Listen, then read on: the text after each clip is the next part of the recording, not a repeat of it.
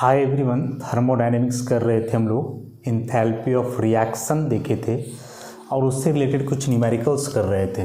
उसमें endothermic exothermic reactions वगैरह काफ़ी डिटेल में किए हुए थे हम लोग इंथैल्पी के आधार पे। तो आज का यह हो जाना है lecture number 18 thermodynamics.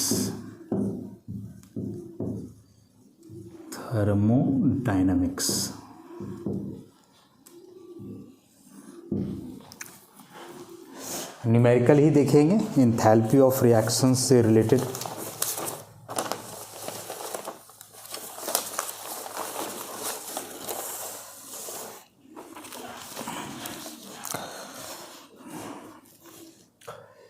The question is calculate the heat of reaction. Calculate the heat of reaction मतलब वही निकालना है डेल्टा आर एच। उसके लिए रिएक्शन क्या दिया हुआ है, CaO सॉलिड, CO2 गैस, तो CaCO3 सॉलिड। इसके लिए दे करके रखा है इंथैल्पी ऑफ फॉर्मेशन किसका, CaO का -636 किलो जूल पर मोल। दे करके रखा है CO2 का 394 किलो जूल पर मोल और दे करके रखा है CaCO3 का -1210 किलो जूल पर मोल। आसान सा है, प्रोडक्ट माइनस रिएक्टेंट, यही तो हम लोग जानते हैं। इंथैल्पी ऑफ रिएक्शन निकालना हो तो summation of enthalpy of formation product का, तो प्रोडक्ट में भी यहाँ एक ही चीज़ है CaCO3 minus summation of enthalpy of formation. तो सबसे पहले CaO का और ये प्लस हो जाएगा, तो समेशन का साइन देने का जरूरत नहीं है, direct plus enthalpy of formation of CO2। और दोनों का एक ही मोल है, इसका भी एक मोल है, इसका भी एक ही मोल है, तो कुछ मल्टीप्लाई वगैरह नहीं होगा। डायरेक्ट वैल्यू पुट करो, -1210 माइनस CaO का दिया हुआ -636 प्लस है तो प्लस, लेकिन दिया हुआ तो माइनस में है तो -390, तो -1210 -6 और 4, 10 का 0 1 9 3 12 और 113 का 3 1 6 3 9 और 1 10 माइनस में। अभी माइनस माइनस तो प्लस हो जाना है, -1210 प्लस 10 30, तो ये 0 में 0 गया 0, 11 में 3 जाएगा 8, फिर 1 आ जाएगा, -180 किलो जूल पर। This is the answer. ऐसे ही करना है इन क्वेश्चंस को। और भी क्वेश्चंस,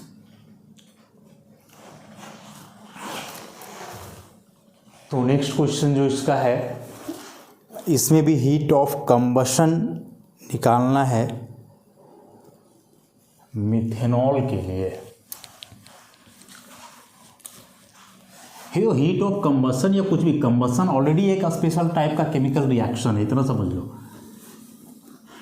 कई बार बता चुके हैं, ऑक्सीजन से रिएक्शन करवाना है, CO2 H2O बनाना है, हाइड्रोकार्बन यदि है तो find the heat of combustion of methanol to form CO2 and H2O।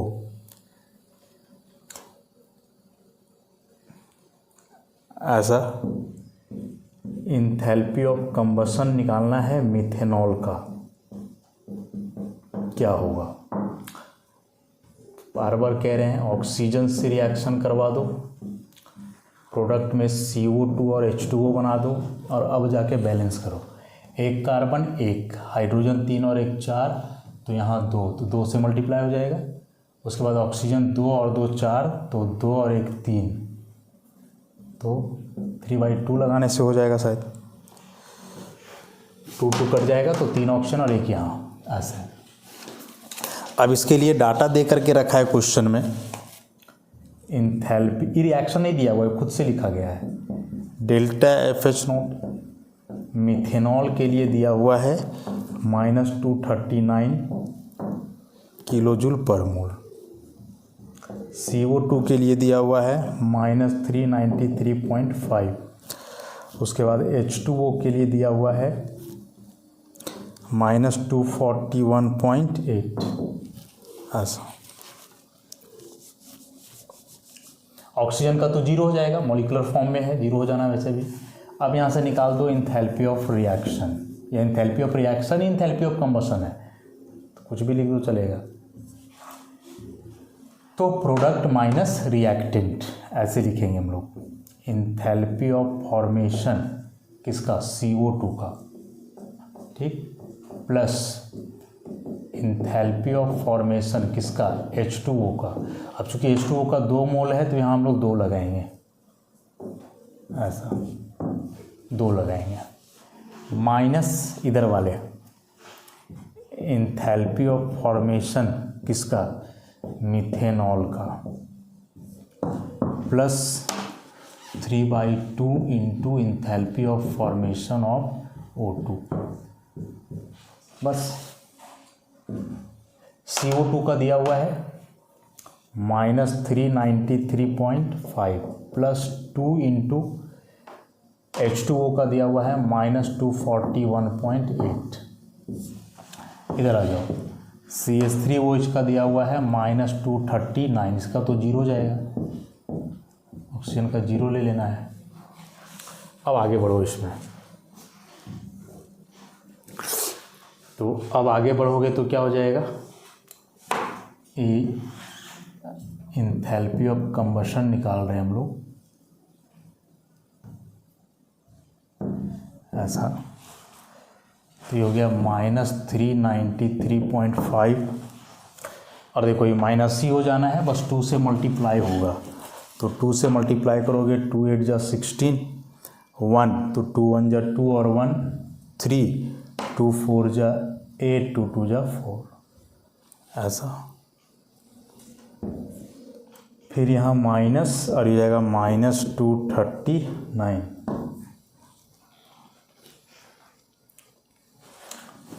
तो क्या हो जाएगा, 6 और 5 11 का 1 बचा, 3 3 6 और 1 7, 9 और 8 17 का 7 1, 4 3 7 और 1 8, माइनस में, और ये माइनस माइनस प्लस हो जाना है, 239.1 था, इसको माइनस कर दो, 0.1 तो 1 ही रह जाएगा, इस 17 में 9 जाएगा 8, 6 में 3 जाएगा 3, 8 में 2 जाएगा 6, सो -638.1 किलो जूल पर मोल।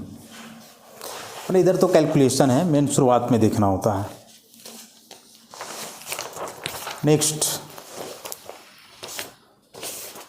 अगला क्वेश्चन, एसिटाइलिन दिया हुआ, इस पर बाकी सब कुछ वही है।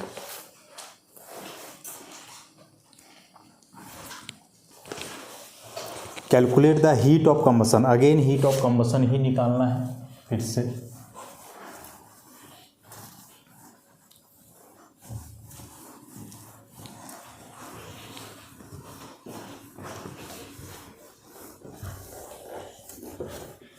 इस बार इथाइन दिया हुआ है, एसिटाइलिन C2H2, फार्मूला देखोगे,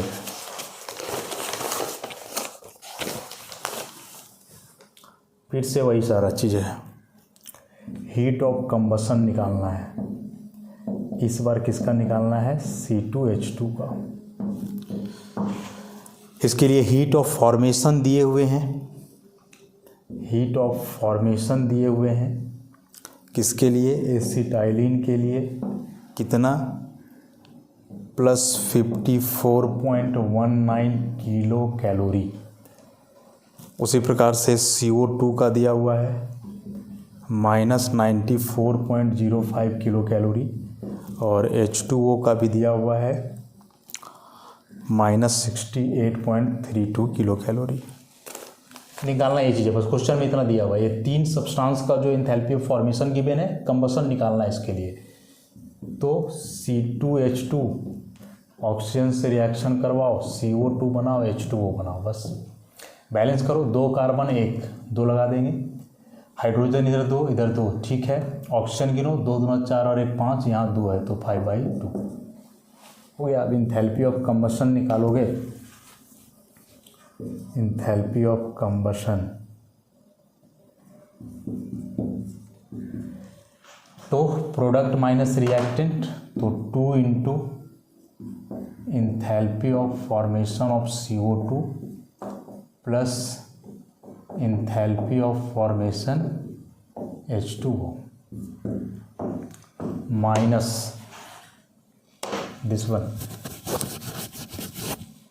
enthalpy of formation C2H2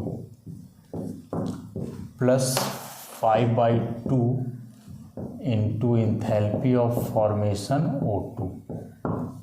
O2 का 0 रहेगा ना, देखिए हम लोग अभी 2 इंटू CO2 का कहाँ दिया हुआ है, -94.05 प्लस H2O का -68.32,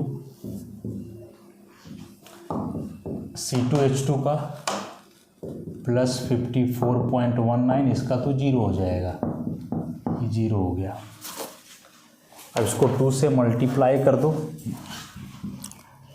तो 2 5 जा 10, ये तो 0 1 8 18 -188.10, ये माइनस में ही रहेगा 68.32। अब यहाँ प्लस माइनस ही रहने वाला है 54.19। सॉल्व करो इसे, ये हो जाएगा 0.42, 8 और 8 16 का 6 1, 6 और 8 14 है 15 का 5 1 112, इतना -54.19, 9 और 2 11 का 1 1, 4 और 1 5 6, 4 और 16 का 0 1, 5 15 11 का 1 1 2 2 और 1 3 हो जाएगा, -310.61 kilo calorie. This is the answer.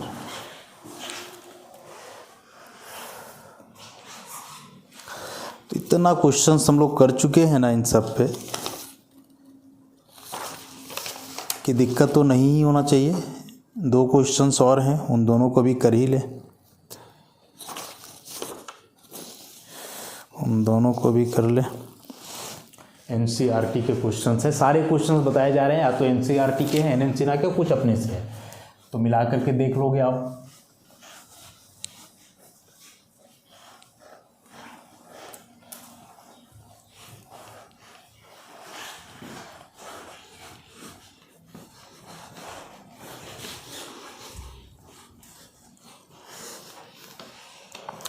Next,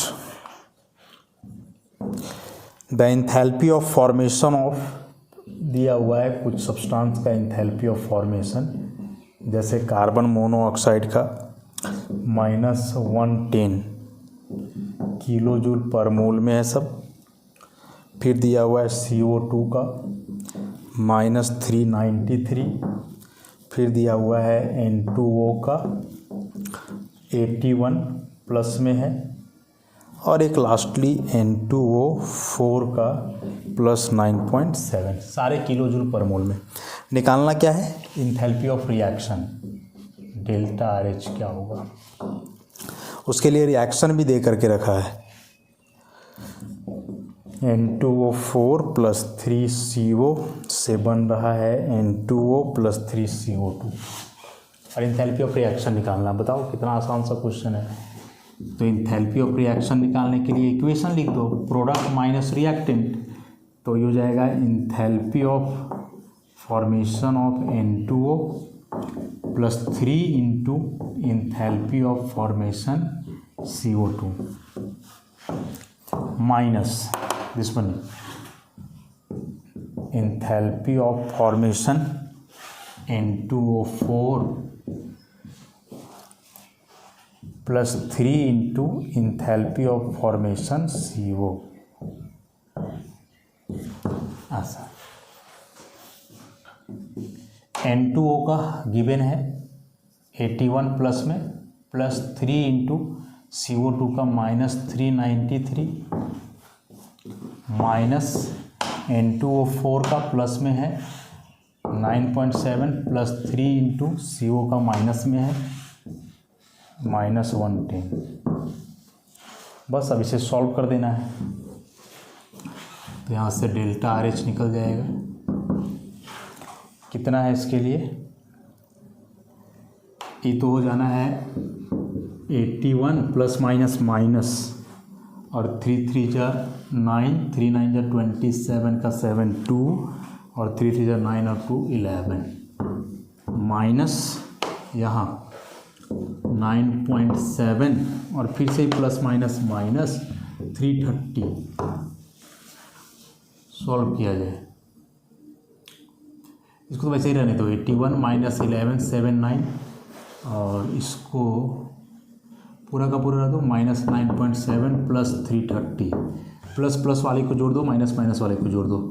तो इन दोनों को ऐड करोगे तो 1 8 और 3 1 का 11 1 आ जाएगा 4 11 माइनस 0.7 तो रहेगा ही 9 9 18 का 8 1 7 और 1 8 11 11 88.7। अब इसे ये करो प्लस में है माइनस में है तो 11 88.7 और ये हो गया 4 11.0 तो 7 7 7 7 गजब का आ गया -777.7 किलो जूल पर मोल। ओनली 7, केवल 7 दिख रहा है। प्रैक्टिस करो, बड़ा आसान है सब न्यूमेरिकल। नहीं प्रैक्टिस करोगे यही न्यूमेरिकल परेशान करेंगे आगे, इसलिए प्रैक्टिस करो जितना ज़्यादा से ज़्यादा हो सके, आसान होते जाएगा। एक अंतिम क्वेश्चन कर लें इससे रिलेटेड, या फिर वो भी ऐसा ही है, नोट्स में है किया हुआ, देख लोगे। मीथेन का दिया हुआ है, कोई बड़ा चीज़ नहीं है, कर लोगे उसे आप। अब हम लोग आगे बढ़ते हैं इसमें।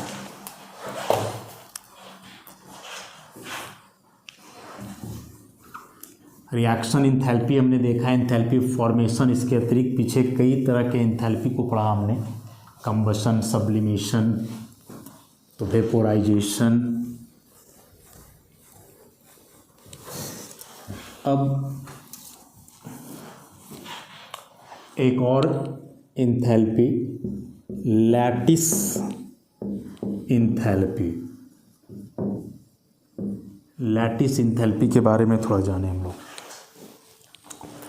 लैटिस इंथैल्पी को यू से डिनोट करते हैं हम लोग, यू से। है क्या लैटिस इंथैल्पी? केमिकल बॉन्डिंग में भी इसके बारे में हमने पढ़ा है। लैटिस एनर्जी या लैटिस इंथैल्पी, वहाँ एनर्जी पढ़े थे, अब थोड़ा इंथैल्पी बोलना ज़्यादा बेहतर होगा। क्या था डिफिनीशन इसका? The amount of energy released when. अब चूंकि इंथैल्पी की बात कर रहे हैं ना, तो इसको ऐसे लिख देते हैं कि द चेंज इन इंथैल्पी, ऐसे करके लिखो, the change in enthalpy when 1 mole of an ionic solid is formed from its gaseous ions. The change in enthalpy when 1 mole of an ionic solid is formed from its gaseous ions is called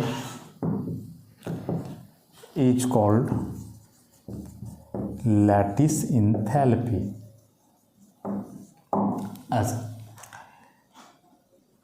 जैसे मान लिया जाए कि Mn plus कोई gaseous cation है, this one is gaseous cation. Xn minus मान लिया जाए कि कोई गैसियस एनायन है।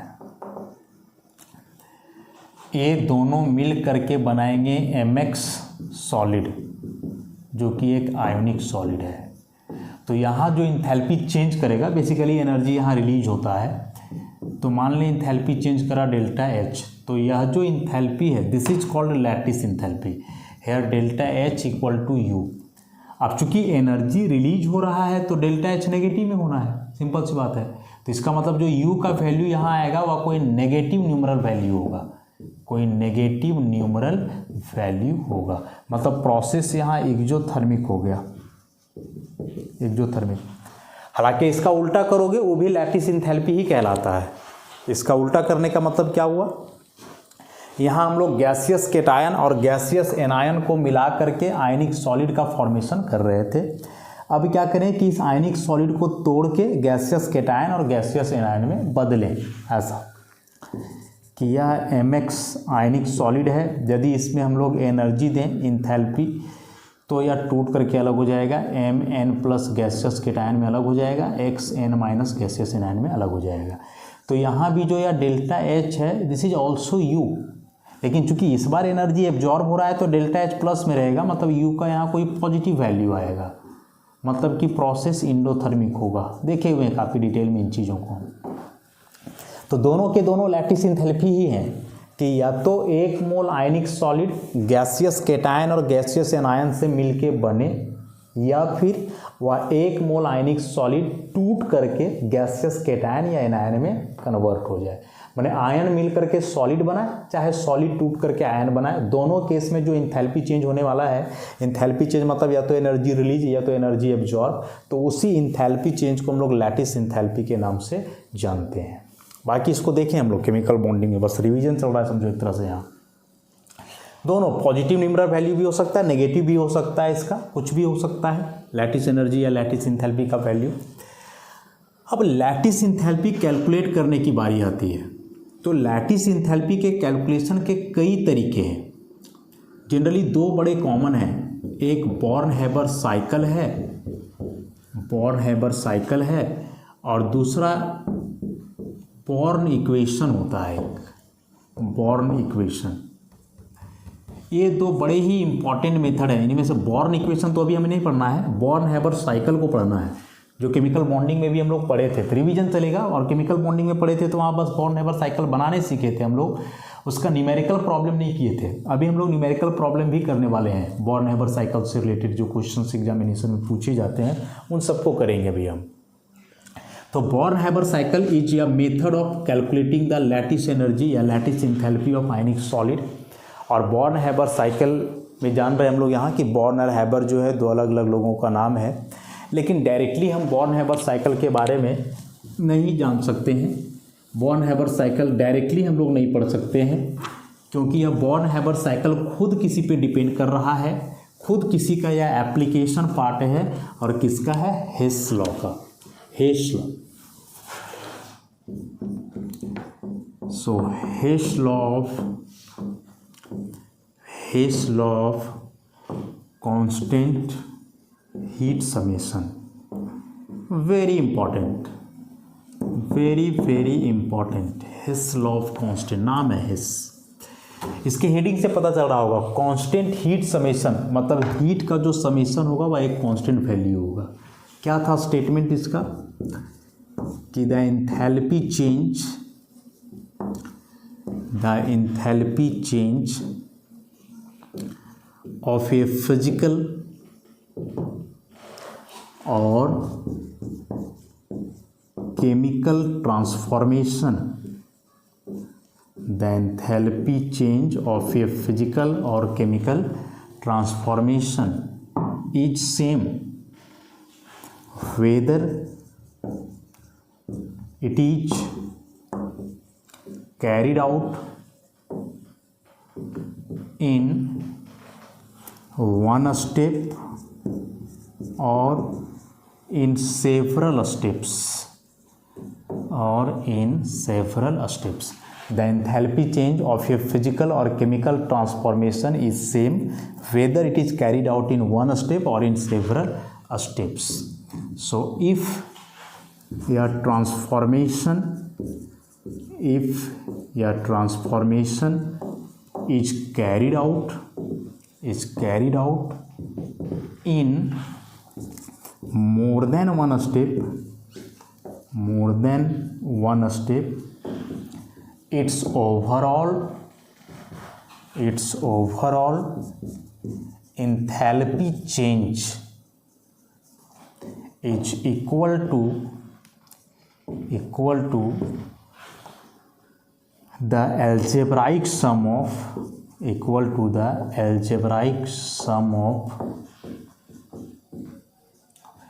enthalpy change of each step. This is the Hess law. क्या है एग्जाम्पल से इसे हम समझेंगे अभी, फिर इलस्ट्रेट भी करेंगे इसको हम। जैसे मान लो कि हमें A को बदलना है D में, एक डायरेक्ट हो गया, A को D में बदल दिए एक ही स्टेप में, इसे हम कहते हैं प्रोसेस 1। इंथैल्पी चेंज किया डेल्टा H, ठीक। या कोई फिजिकल केमिकल ट्रांसफॉर्मेशन कुछ भी हो सकता है। केमिकल ट्रांसफॉर्मेशन में कोई केमिकल रिएक्शन, फिजिकल ट्रांसफॉर्मेशन मतलब कोई फिजिकल प्रोसेस, मेल्टिंग, बॉइलिंग, ऐसे करके कुछ भी। दूसरा तरीका है कि इस A को पहले हम B में कन्वर्ट करें, B को C में कन्वर्ट करें, देन C को D में कन्वर्ट करें, और ये है प्रोसेस 2। ये है प्रोसेस 2। 2 स्टेप में 1 मतलब 3 स्टेप में बोलो कि A से B गए, B से C गए, देन C से D जा रहे हैं, 3 स्टेप। तो मान लो यहाँ जो एंथैल्पी चेंज करा वह है डेल्टा H1, यहाँ जो एंथैल्पी चेंज हुआ वो है डेल्टा H2, और यहाँ जो एंथैल्पी चेंज हुआ वो है डेल्टा H3, 3 बार। तो अब हेस लॉ का क्या कहना है भाई, कि कोई भी फिजिकल या केमिकल ट्रांसफॉर्मेशन मतलब बदलाव, चेंज, परिवर्तन, ए का परिवर्तन डी में हो रहा है, एक का बदलाव डी में हो रहा है, मतलब ये डी में बदल रहा है। तो इसके लिए बोल रहा है कि वह ट्रांसफॉर्मेशन या तो एक स्टेप में हो, 1 स्टेप, या बहुत सारे स्टेप्स में हो। उस ट्रांसफॉर्मेशन के दरमियान जो इंथैल्पी चेंज करेगा वो हमेशा सेम होगा, वह नंबर ऑफ स्टेप्स पे डिपेंड नहीं करेगा। मतलब ये हुआ कि A को D में आप बदल रहे हो तो प्रोसेस 1 से डायरेक्टली बदल दो एक स्टेप में, या प्रोसेस 2 से 3 स्टेप लगाओ, पहले B फिर C फिर D। स्टेप से कोई मैटर नहीं करता है, जो इसका इंथैल्पी चेंज होगा वो सेम होगा। इंथैल्पी चेंज समझ रहे हो ना, बार बार इसी चीज़ का यूज हम कह रहे हैं। जो अमाउंट एनर्जी रिलीज होगा या एब्जॉर्ब होगा, जो कुछ भी होना है वो सेम होगा, वो नंबर ऑफ स्टेप्स पे डिपेंड नहीं करेगा।